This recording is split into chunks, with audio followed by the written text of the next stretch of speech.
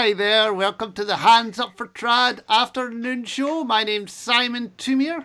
It was a lovely weekend in Loch Lomond. I managed to get out in the garden and sail round the loch in my yacht. But you know, it's back to work now, and we've got some fabulous guests, I think.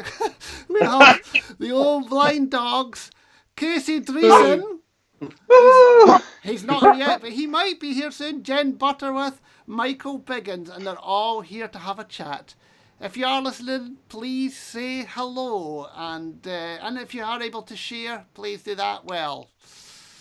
Here we go, and this is here we are. Let's get everyone invited in here. There's Mike, and there's Jen. Oh, we're all here. Oh, and there's Aaron as well. Let's get Aaron in. Fantastic. So, guys, did you have a nice weekend? Did you do anything different? Yeah, lovely. Yeah, I just stayed in, actually. Just stayed in? Yeah, just decided to stay in. Yeah. Was it not sunny down where you are? It was lovely. No, I've been busy in the garden down in Newton Stewart, down in Dumfries and Galloway, so making the crazy paving. Oh. The excitement never ends. Well, talking about crazy paving, we've got a video from Michael Biggins here, which is all about crazy anyway. Let's see how it goes.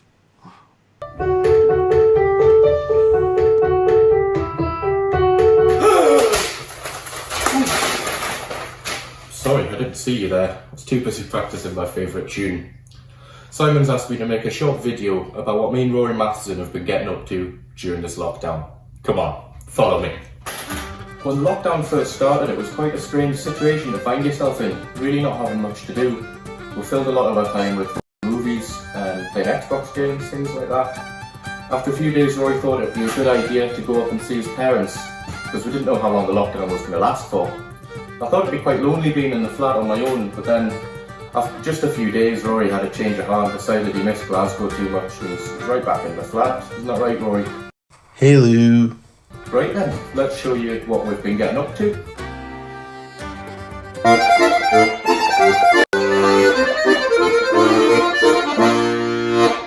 Oh, Rory, that was really good. We should be in a band together or something. You played a lot of wrong notes, mind. I don't have any arms.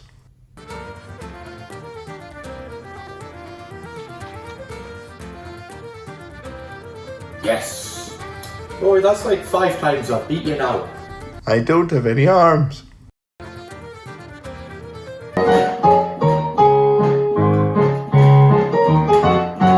Rory, so... No, not again. Ow, ow, ow, ouch.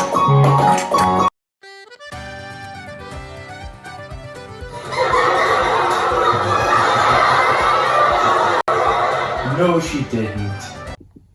She looks fat in that dress. Rory, Yes? what do you want for dinner? Have you got any beans? Beans it is.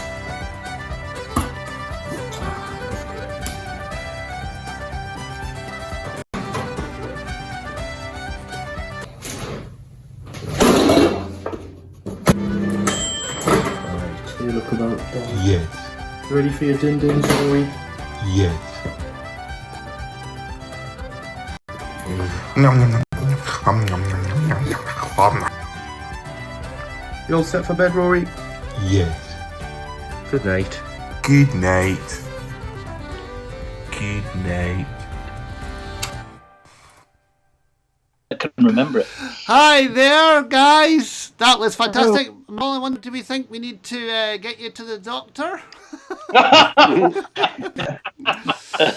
Quite Anyway, possibly. we've been joined by the Old Blind Dogs. Anyway, so welcome to Hey. Aaron Jones, Oh. Ali Hutton, and Donald Hay. Yeah. And you never know, we might see Johnny Hardy at some point. 3 surviving members. Yeah. Good luck with that. So anyway, guys, you had a very busy 2019. Were there any particular highlights? Cape Wolf Festival, I would say, for me. Where's Yeah. that? California. Yeah, in North California. Yeah, it's like an old hippie festival, but we were kind of the token folky band on the act. But it was great to go and hang out with the tie dye and the. We saw Herbal. Booker T.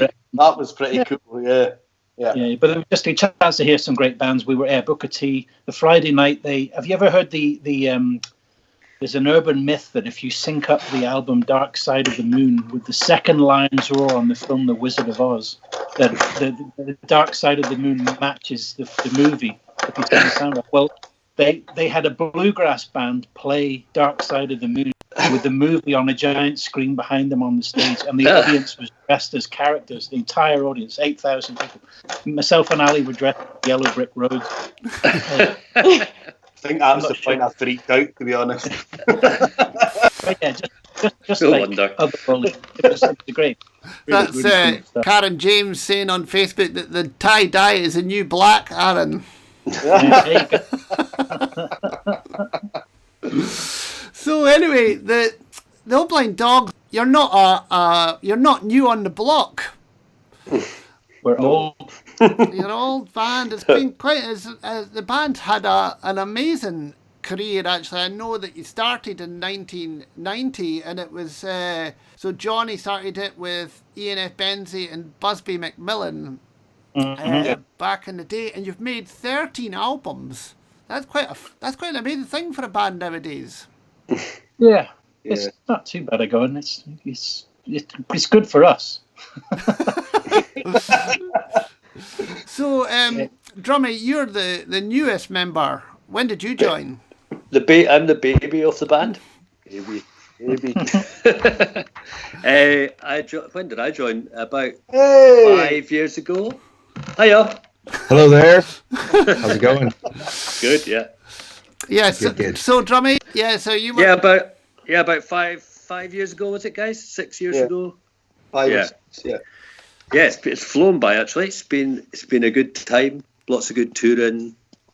Managed one album. Hopefully we'll get another one out fairly soon. Well, that's what I was going to ask. So the last album, Room with a View, was 2017, which was the 13th album, which is fabulous. In fact, I've even got a picture of the album cover here. There it is there. It's a great cover, actually. The whole symbolism for that album was really good. So, and have you been working on new material for this next album? Yeah. Lots of new stuff together. Well, not for the last month, but we were. So hopefully after all this clears up, we'll be making a new album. Yeah. Do you find it quite easy to make new tunes and songs when you're on tour? Not when we're on tour, no. No. No, it's A lot of hangovers. That takes up a lot of time. There's a lot of sitting in the van though. There's not always a lot of time to spare when you're on tour. To be honest, sometimes you can be doing like a 10-hour drive or whatever. So I don't think the driver is too keen on reels in the back of the van. But, Well, listen, people can find out more about the Old Blind Dogs by going to your website, which is oldblinddogs.co.uk, and you can see that on the page there down at the bottom. Right, we're going to see a video now from you. It's a song which I never wrote down the title of, so maybe Aaron will be able to tell us. It's a well-known Scots song, and I think it's from a gig in America, so here it is.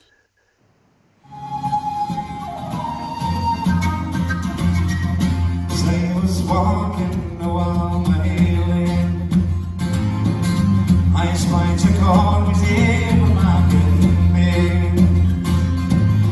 And me and Ted, the other say, yo, far away down the way in the day, yo. Away down in the day.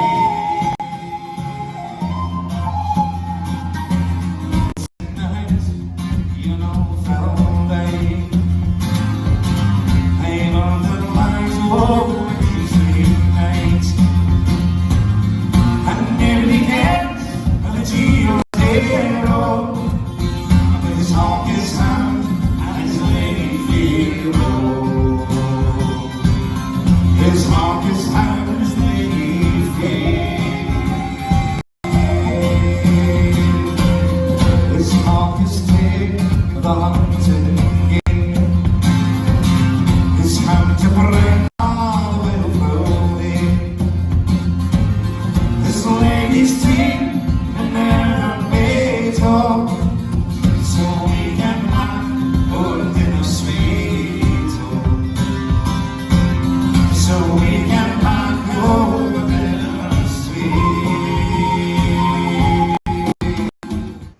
Ha! Fantastic. Right, Aaron, where are you? Let's see. Hold on, you're there somewhere. Ta-da! Now we've had a very nice text here from Caitlin, and she says, "Hi, Daddy, Ali and Donald." Oh, Escape. I'm a big fan. Anyway, My only fan. Aaron, we were just laughing at the start of the show. We've known each other for many years, and we started a band together many years ago as well called Keep It Up, the band that plays the music in the countdown sequence. And I have to say, from these days, I've always loved your bouzouki playing. It's so light and rhythmic. How long have you been playing it? I started when I was 16, so yeah, more years than I care to say. I was quite a late starter, but because there was a lot of music in our house, and the way to rebel against my parents was not to play music and have short hair. So when I eventually, there was a bouzouki in the house, and that was just an instrument I picked up. And once I showed an interest, that was it. I was his accompanist, and we just played around the pubs and clubs and stuff like that. So yeah, I've been playing for quite a while. But a 10-string, and usually most people play 8, and I've always there was just a 10 in the house, so that was the instrument I played. And how do you tune the extra string then? It's a low course, so it's an extra D on the bass, a D below a standard E on a guitar. And the whole thing, I always tuned, the tuning that the instrument was in when I got it was just D, A, D, A, D. So it's really super modal. But it's all about harmonics and overtones, and it's a bit more expressive. You're not really concerned with chord shapes. You're moving through lines and allowing them to ring out an overtone, and that just it's like almost like a pad sort of sound. But it allows you to think on your feet a bit more because you're not obsessing with chord shapes that are not related and stuff like that. You're just passing through. So it's a lot of fun to play. And you've been playing with a flute player called Steph Jeremiah, and I think you played her 2018 album. Is that correct? Yeah.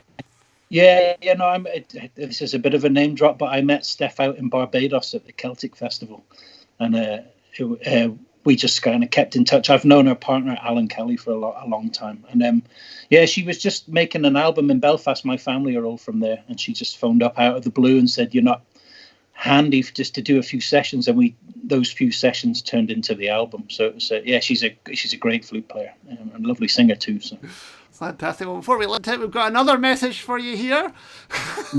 This is love, Uncle Aaron, love from Joel. The family are in tonight. It's a family affair. Tell you what, That's amazing. She did not be in her bed.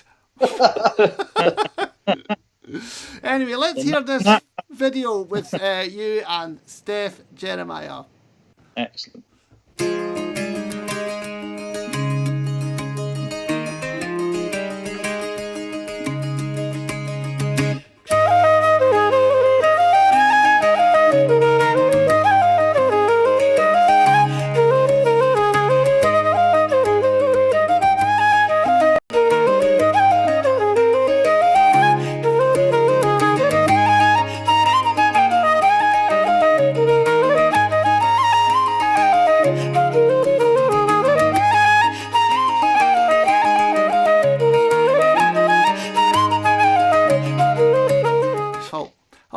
Fantastic. Well, that was beautiful playing there, as we say. I just want to say hello to a few people. We have Duncan Campbell from Brisbane in Australia, in case you didn't know that was. Helene from London. Oh, there's Jennifer Port, great harp player. Dave from Cumbria. Who else? Philip from Chile, Norwich. I don't think thought it got cold down that way. This is quite exotic. Elaine from the Dutch West Indies. No. Never even heard of that before. Sorry, that was ignorant. And also Marianne back again in Germany. Gail Smith. Dorothy from Denmark. Massachusetts. Oh my goodness. Doing very well here. It's fantastic to see. And there's Cameron from Maryland. And Helen Gallagher says hello to all of the old blind dogs. Anyway, we're now joined by fiddler Casey Driessen, who's coming all the way from Finland. Yes. How are you? Good. Nice to be here. Thanks for having me. No, it's fabulous, actually. Now, I first heard of your amazing fiddle playing when you came to Scotland a few years back for your Singularity tour. Okay. And everybody was talking about fiddle technique. Mm-hmm. Where did all that start? It started back when I was in a bluegrass band as a kid, and like I was around 12 years old, and we didn't have a mandolinist, and the mandolin usually covers that role in the bluegrass band, and so I started playing more percussively on the instrument, and over the years it's kind of developed by some different things, partly from Darrell Langer, who's an amazing fiddle player who, is one of the pioneers of this style, and also from listening to drummer and bass players and all sorts of things like that. I mean, and actually you've developed a notation for it now as well. Yeah, there has been a limited amount of notation, but usually the notation is kind of catching up to the techniques as they're developing.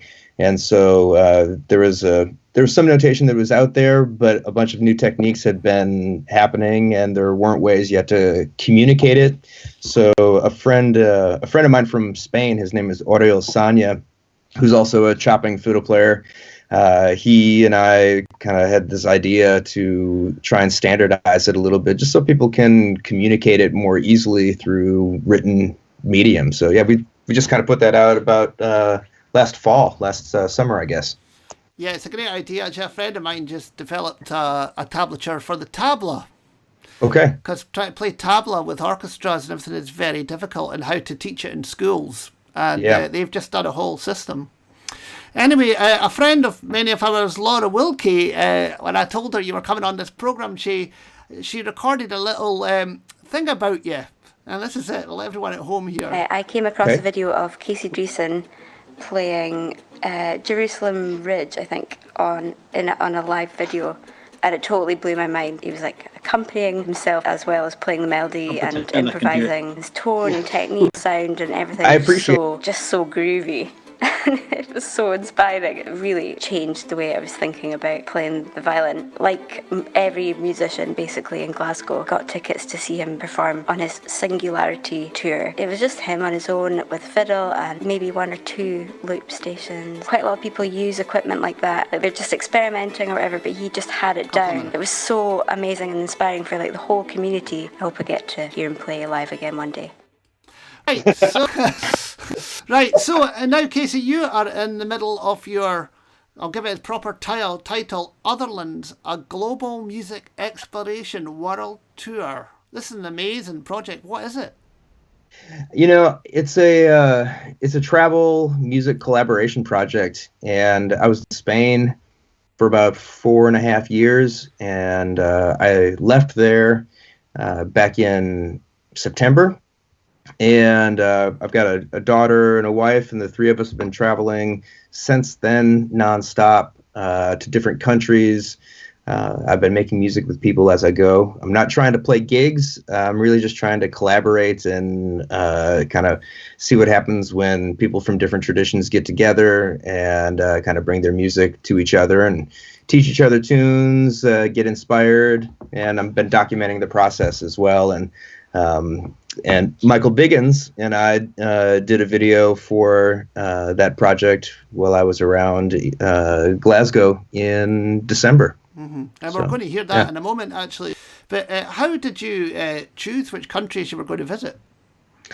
It was partly based on places where I may have had some friends musically or some sort of knowledge of the music tradition beforehand.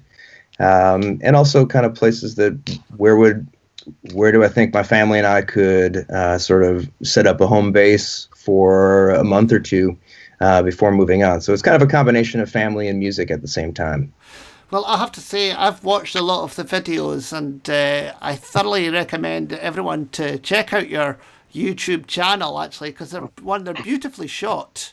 Thank you. And the sound's great. And I'm actually going to, before we listen to Mike, I'm going to play a little clip of, because you're just pretty much back from Japan. Yep. And it looked like you had a nice time. And I've just got a short clip of you playing bluegrass with a Japanese mandolin player. Yeah.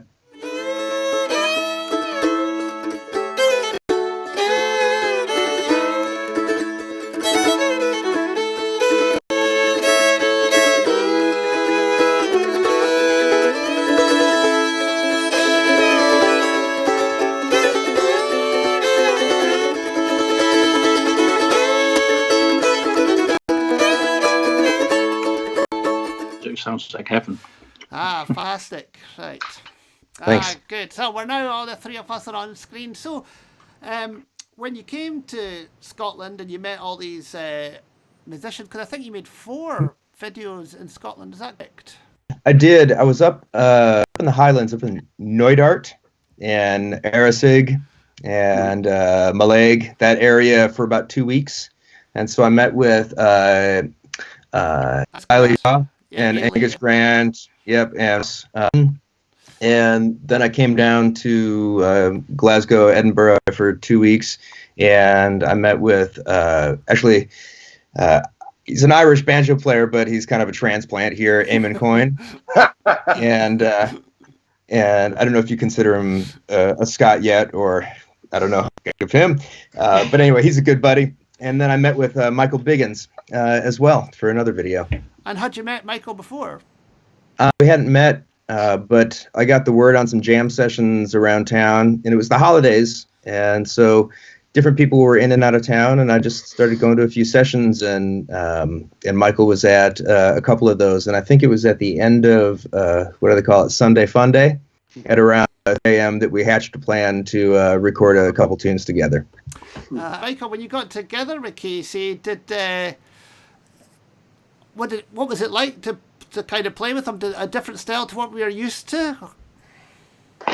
Yeah, definitely. The interesting thing was we had a sort of bluegrass tune that Casey suggested, and the Washington Square Park tune by Angus Lyon, which Casey, I think, really enjoyed playing in the sessions, and pretty much learned it after playing it only a couple of times. We tried to sort of mix them together, which was quite tricky, actually, trying to make those 2 tunes to each other, but it was because of the sort of different styles and Casey's improvisation, things like that I think made it work.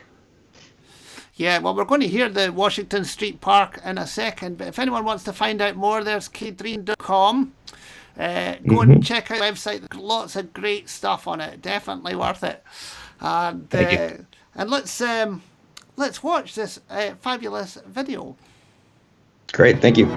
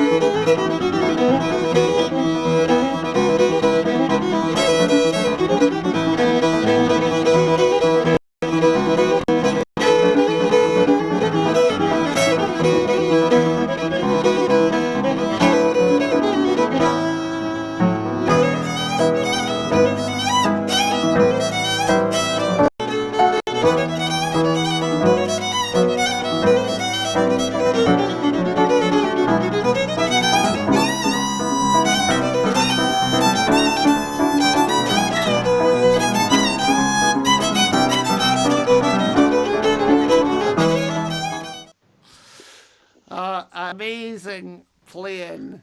And we're now joined by Jen Butterworth and Ali Hutton from Symbiosis too. But I'm just going to say a few hellos. Philip McHenry has actually said that in Norwich it's actually, he used to live in Knook, so it's only called one of the soft southerners. But we've got Catherine from Skye, and Elaine Miller has from St Martin in the Caribbean is a massive Old Blind Dogs fan. I used to see you live at the Town Crier in New York State. We do house concerts. And Susan McWilliams is saying hello from Israel, and Betsy from Mission, USA. And there's Anne Lyon, Fort William. Oh, look at Dave from Lima, Peru. Oh, no, that's pretty cool. Yes. And hello, Anne in Fort William. David Small says, deadly. Oh. And Bob Jennings, hi from Massachusetts. So, anyway, how's it going, guys? Fine. Good, yeah.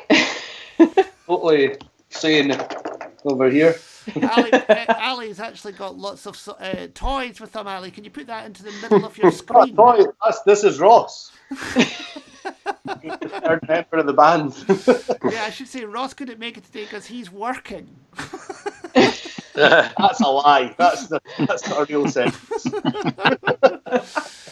So, I mean, you, Ali, Jen, and Ross, that's it. The three of you are the sort of pretty much the main touring outfit of Symbiosis. Would that be correct? Yeah, and we also have Paul Jennings on drums usually, but it's either 3 or 4 of us. But yeah, we were in the middle of a tour actually when lockdown happened, so we had what we thought was the last folk gig on earth ever. Might have that. So, and you and Ross have been playing you and Ross have been playing together since you were 12. Do you kind of feel that you know each other's music inside out? Yeah, well, I mean, we started in the pipe band together, so there's a lot of similarities. But also, Ross, when we moved to Glasgow, Ross did a lot of different things from me. He joined Salsa Celtica, and I joined Back of the Moon and stuff. There was a lot of different influences, and then eventually we both came back together. But yeah, I mean, we probably know way too much about each other. All his influences. Yeah. And Jen being one of the busiest guitarists on the planet. And I was going to say, I think the first person to be on the Untitled Chapter afternoon show twice, but that would be Ross. That would be Joy Dunlop. But I wonder, what's it like in that band? There's lots of different keys going on. There's Highland bagpipes, there's whistles, there's small pipes. Do you have to think fully? Yeah, it's amazing actually. It's good fun. Yeah, there's a lot of possibilities for changing things about as well. So it's remembering to keep track of the plan where it's going. But it's been really cool because obviously, like, what plan? But the like obviously Ali wrote a lot of the guitar stuff, but can't play the guitar and the pipes at the same time on the gigs, and the whistles and the tenor guitar and all the other bits and pieces. So it's actually quite nice stepping into Ali's shoes, and just interpreting some different parts to good stuff, and then developing them as a trio and a quartet as well. It's cool. All right. So Ali, what's it like to be so uber talented? What's it they say? Jack of all trades. Yeah. Right, and so there's 2 records out with the Symbiosis band. Yeah. I mean, you're all very busy. I know Ross there's another album coming out with Ross very soon. Is that correct? Yeah. Making his another solo album. Yeah. So that was happening. Yeah. And of course, you have a brand new tune book about to come out. Yeah. This quarantine has forced me to do things that I should have been doing my whole life. So I've managed to get a tune book together. So hopefully today it'll go to print. We've got a sneak preview That's of the exciting. cover here as well. Here it is. It's a glorious thing. Hold on, the cover should be flicking onto the screen before we know it. But of course, I've locked it. So hold on. Have a bit of live. The Money Shot. There it is. It's covering up Jen at the moment, but to say At Home with Ali Hutton. Oh, it's great, actually. That's really exciting. And Jen, you as I think someone said early on, you've been very busy creating and innovating throughout this whole time. Aye, it's just ended up quite busy, but it's good. I guess every now and then it gets a bit stressful because you just realise the massive list of stuff that you've said that you'll do, and then you've got to do it all. I think it's nice to be this way and to be just having a big list to work through than struggling to think of stuff to be doing with your time. So yeah, we've got a lovely comment from Gail Smith here, who says, "Great to see you in Butterworth again for the first time." Says, "New Year's Day when I saw her via the Miracle of Alexa for a wee virtual concert, which got her wee girl up dancing." oh, that's nice. Right, so, and if you want to find out more about this tune book, you can find out at alihutton.com. You can see that on your screen. And we're going to see this video from the launch, I think in the Drygate. Yeah. That'd be great. It's a great video.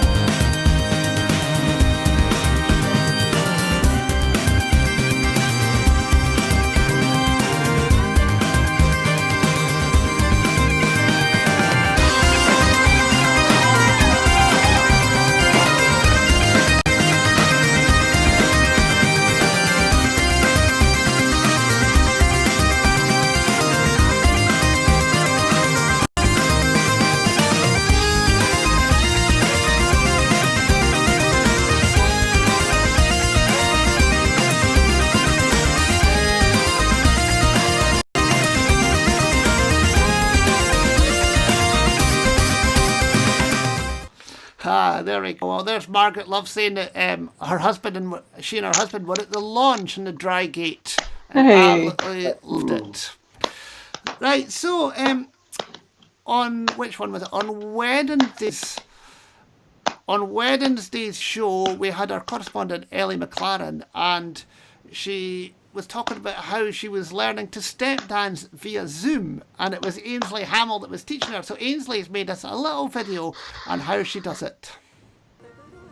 Hello, it's Ainsley here, and as part of the Association of Exiled Scots, we are every Sunday at noon teaching step dancing via Zoom with yours truly, and we'll choose. It's super easy.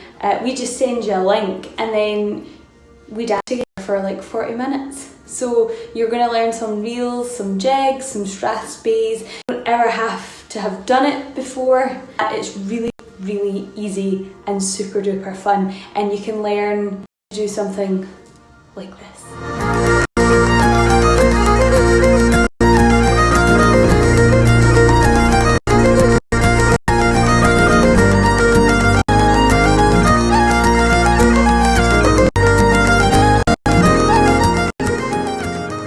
So there you have it. Very, very easy to do and very, very fun. You'll be step dancing in no time. Bye. Thanks very much, Ainsley. When we're back now, who not have? Let's see. Well, there's Casey. And anyone else? Oh, I think we're all here anyway. So thanks very much for joining us on the show today. And I hope you all have the rest of a good day. Have you got any good plans coming up? Dinner. I got another quarantine coming. Another quarantine? Yeah, I'm going back to the United States in 2 weeks, so I got to quarantine when I get home. Oh. No way. And how does that work? We've got a pop-up camper, and so we're gonna be camping for 2 weeks. And so my folks are actually helping get it ready for us now, so it'll be ready to get off the airplane and take it and start sleeping in the woods. Sounds great. Yeah. I'm looking forward to it, to be honest. Yeah, sounds good. Well, good luck with that, and good luck with all different projects. Thanks, Simon. Cheers. Right, Michael. Hello. Oh, that's not Michael. Michael, you've disappeared. Oh, man. Yeah. Oh, it's not Michael. I've locked the scene again. Hold on. Michael, you'll be back. No, it's Michael and Ali. Right. Hey, Michael. Right. So you are going to play a stream. What are you going to play? I'm going to play a tune I've been working on in the last sort of few days called Shop Street by Martin O'Connor. I'm not entirely sure it's performance ready yet, but I didn't think I'd find a better place to try it out than Facebook Live. And I've recorded a little bit of piano to go underneath it as well, which I'm going to try and play, and the balance should be okay. Interesting. Well, I think we're all going to wish you luck. Yeah. A shot.